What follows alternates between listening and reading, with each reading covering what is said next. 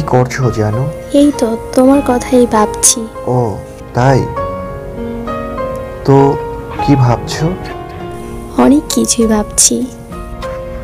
আচ্ছা, আমাদের সম্পর্ক তো 6 মাস হয়ে গেল, অথচ তোমাকে এখন পর্যন্ত দেখলামই না।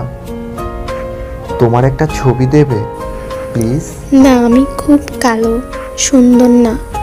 তুমি আমাকে দেখলে আমাকে আর ভালোবাসবে না, আমাকে ভুলে যাবে। আমি তোমাকে হারাতে চাই না।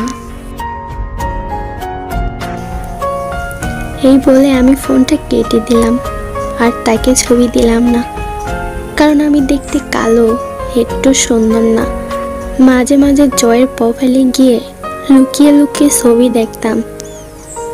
অনেক সুন্দর ছিল জয়, ভাবতাম আমি হয়তো ওর যোগ্যই না ইত্যাদি। তবে আমি খুব ভালোবাসি তাকে। একদিন সে আমাকে অনেক রিকোয়েস্ট করছিল, তারপরে ওকে আমার ছবি দিলাম। সে আমার ছবিটা দেখে আর কোনো রিপ্লাই দিল না। কিছুক্ষণ পর আইডিটা নীল থেকে কালো হয়ে গেল।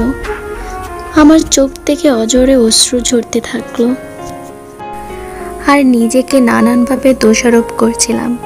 ভেবেছিলাম জয়কে আমি সারা জীবনের মতো হারিয়ে ফেলছি। আজকে হঠাৎ করে একটা রং নাম্বারের থেকে ফোন আসলো। ফোন রিসিভ করে দেখলাম সে চেনার কণ্ঠটা। এই পাগলি মেয়ে, তুমি না সারপ্রাইজ পছন্দ করো? আমি তোমার জন্য নরসিংদী স্টেশনে অপেক্ষা করছি।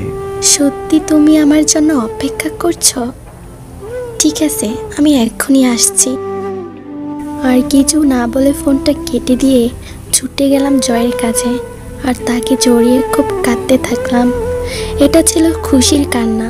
আসলে ভালোবাসা কখনো চেহারা দিয়ে হয় না, দুটি মনের মিলন হলেই হয়।